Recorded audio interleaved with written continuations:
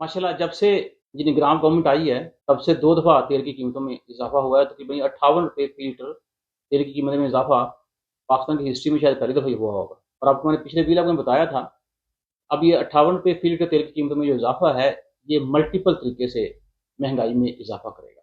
ज़ाहिर-सी बात है, इसकी वजह से बिजली की कीमतों में इज़ाफ़ा होगा, क्योंकि हम अभी भी मेजर पोर्शन जो इलेक्ट्रिसिटी है, वो फर्नेस ऑयल से ही तैयार करते हैं। और उसके बाद जो दूसरा बड़ा एलिमेंट है, वो ज़ाहिर-सी बात है, ट्रांसपोर्टेशन है। तो पाकिस्तान में पब्लिक ट्रांसपोर्ट का इतना अच्छा इंतज़ाम नहीं है, जिसके ऊपर हम ये बात कर सकें कि तेल की हालिया जो कीमतों में इज़ाफ़ा हुआ है, उसकी वजह से चलो लोगों का प्राइवेट जो ट्रांसपोर्टेशन है, उसके का किराए में चलो हम इज़ाफ़ा समझ आता है। तो चलो पब्लिक ट्रांसपोर्ट जो है, उसका इंफ्रास्ट्रक्चर बड़ा अच्छा मौजूद है, तो लोगों को ये इफ़ेक्ट उस कदर महसूस नहीं होगा। लेकिन सबसे पहले आप देखें, जो बैनुल सूबाई ट्रांसपोर्ट है, उसमें तकरीबन फॉर एग्ज़ाम्पल पेशावर से अगर आपने किसी दूसरे शहर में जाना है, तो तकरीबन ₹500 फ़ी फ़र्द किराए में इज़ाफ़ा कर दिया गया है। अब इससे ज़ाहिर-सी बात है इंसानों ने तो सफ़र नहीं करना होता, गुड्स को भी ये ट्रांसपोर्ट चाहिए होती है। तो इंसान जब एक जगह से दूसरी जगह मूव कर रहा है, उसके किराए में इज़ाफ़ा है। गुड्स जो है जब एक जगह से दूसरी जगह मूव करती है, उसके किराए में इज़ाफ़ा है, तो गुड्स के किराए में इज़ाफ़े का मतलब ये है कि उसकी कॉस्ट में इज़ाफ़ा होगा। उसकी कॉस्ट में इज़ाफ़े का मतलब ये है कि जब वो चीज़ मार्केट में पहुँचेगी, उसकी कीमत में इज़ाफ़ा होगा। तो इस तरह से भी महँगाई जो है वो लोगों को फ़ेस करनी पड़ेगी। और जो पब्लिक ट्रांसपोर्ट का बड़ा ही सस्ता मोड है वो ट्रेन है। और इस हालिया जो तेल की कीमत में इज़ाफ़ा हुआ है, 31.62 फ़ी लीटर, उसकी वजह से ट्रेन ने भी अपने किरायों में तकरीबन 5% इज़ाफ़ा कर दिया है। तो वो जो एक हम सस्ता तरीका समझते थे कि ट्रांसपोर्टेशन का ट्रेन की फॉर्म में, उसकी कीमतों में 5% इज़ाफ़ा कर दिया गया है। और उसके ऊपर जो बड़े ज़ुल्म की बात है, वो ये, अब जो अशियाए खुर्द-व-नोश होंगी, ज़ाहिर सी उसकी कीमतों के अंदर बड़ा बेतहाशा इज़ाफ़ा होगा।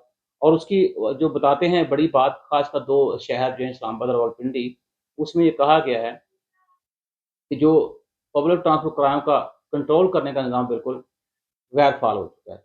उसकी वजह क्या कह रहे हैं, रीजनल ट्रांसपोर्ट अथॉरिटी ये बताती है कि 15 दिन पर पेट्रोल की कीमतों में इज़ाफ़ा हो जाता है, और जिसकी वजह से हम बड़े बेबस हैं। और जिसके बाद ज़ाहिर-सी बात है, अब हर रोज़ जो है वो मेन्यू कहाँ से लेके आएँ, जिसके ऊपर नए किराए जो हैं, वो बताए जाएँ। उसका रिज़ल्ट ये निकल रहा है कि लोग अब मन-मानी जो बसों के, कारों के, या रिक्शा ट्रांसपोर्ट है, या जो बाकी बाइकिया, क्रीम, उबर वगैरह काम कर रहे हैं, वो अपने हिसाब से किराए तय करते हैं और अपने हिसाब से ही किराया वसूल करते हैं। अब हम जैसे बात करें गुड्स ट्रांसपोर्टेशन जो है, अब ज़ाहिर बात है जब चीज़ें प्रोडक्शन हाउस से मार्केट में पहुँचेंगी, तो उनकी किराए में भी इज़ाफ़ा होगा। उसकी वजह से ज़ाहिर बात चीज़ जो है, उसकी कीमत में इज़ाफ़ा होगा, तो वो चीज़ महँगे दामों पर आगे कंज़्यूमर को मिलेगी। इस तेल की वजह से, जैसे अब मैंने कहा, क्योंकि हम बिजली मेजर पोर्शन तेल से ही जनरेट करते हैं, उसकी कीमत में इज़ाफ़ा होगा। उसकी वजह से भी कॉस्ट ऑफ प्रोडक्शन के अंदर इज़ाफ़ा होगा। तेल की कीमत में इज़ाफ़े की वजह से ट्रांसपोर्टेशन जो है, वो चीज़ की कॉस्ट में, एक चीज़ की कीमत में इज़ाफ़े का बायस बन रही है। और उसके बाद और बहुत सारे मार्जिन, बहुत सारी मार्केट्स, बहुत सारी चीज़ें जो हैं, मिल मिला के क्या करेंगे, चीज़ की कीमत जो है, तो एंड कंज़्यूमर, उसमें बेतहाशा इज़ाफ़ा हो चुका होगा। तो ये वो महँगाई का असर है। तो ये वो तेल की कीमतों में सिर्फ़, तो ये तेल की कीमतों में इज़ाफ़े की वजह से जो महँगाई में इज़ाफ़ा हो रहा है, उसके ये जो चैनल हैं, वो मैंने आपको बताए, ये हैं।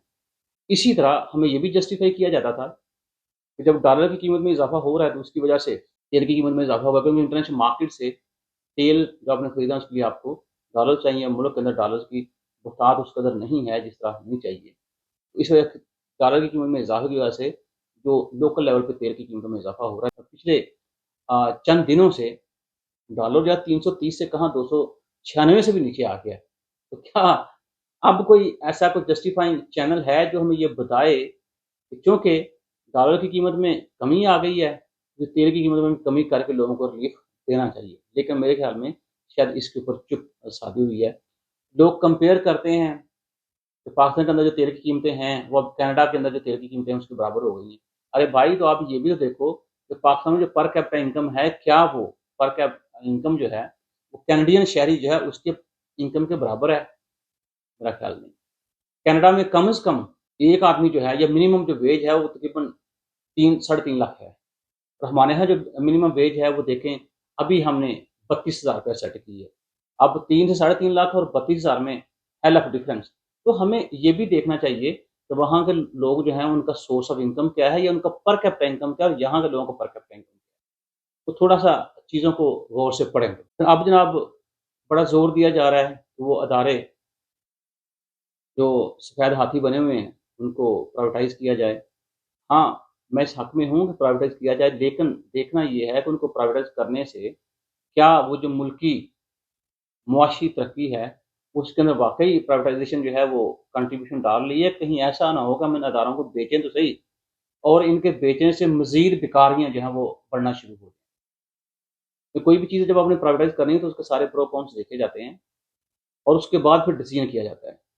और अगर कोई अदारा खसारे में चल रहा है, तो उसके अंदर से वो खसारे की वजूहात तलाश करनी चाहिए।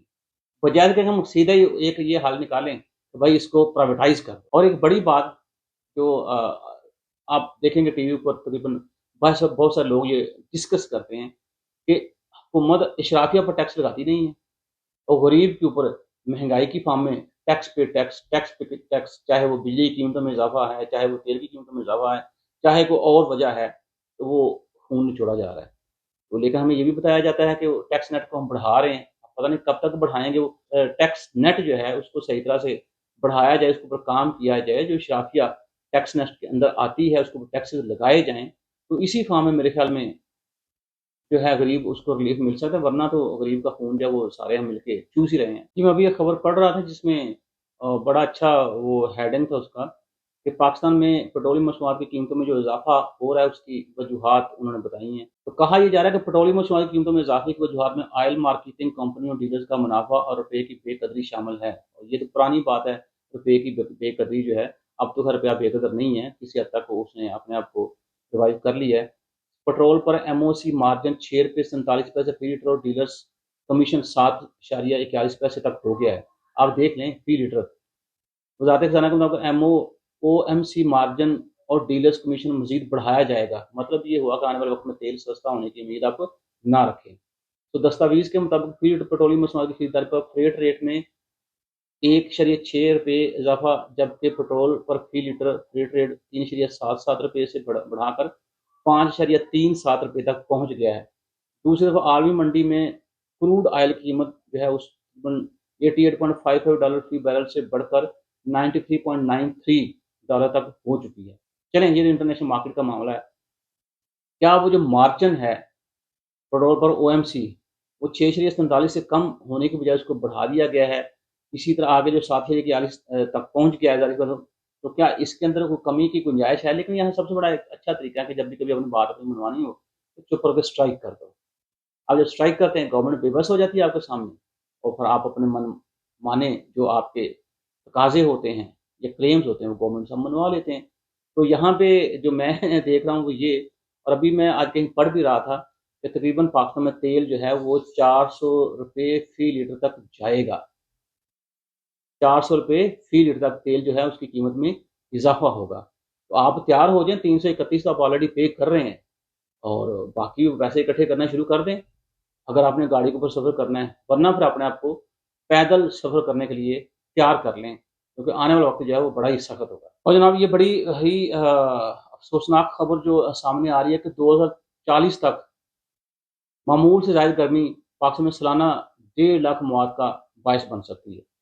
आप ये देखें कि चूँकि हम बेजा जो हाउसिंग सोसाइटीज़ हैं, बगैर नेचर का ख़्याल किए, बगैर कोई प्लानिंग के हम मकानात तरतीब देते जा रहे हैं, मकानात बनाते जा रहे हैं। कंस्ट्रक्शन साइट जो है, ख़ासकर हाउसिंग स्कीम के अंदर, उसके अंदर कोई प्लानिंग नहीं है कि उसके अंदर दरख़्त कितने होने चाहिए, या दरख्तों के लिए कितना एरिया होना चाहिए, पौधे लगाने चाहिए हमें। तो ये सारी चीज़ों को सोचे बगैर हम जनाब धड़ाधड़ जो है वो कंस्ट्रक्शन के ऊपर लगे हुए हैं। तो ये वाशिंगटन से एक रिपोर्ट जो पब्लिश हुई है उसमें कह रहे हैं कि साल 2030 तक दुनिया भर में 50 करोड़ अफ़राद को कम से कम 1 माह के लिए शदीद गर्मी का सामना करना पड़ेगा। और जो हाल गर्मी में था इस वक़्त पाकिस्तान का, ठीक है, वो आपके सामने है।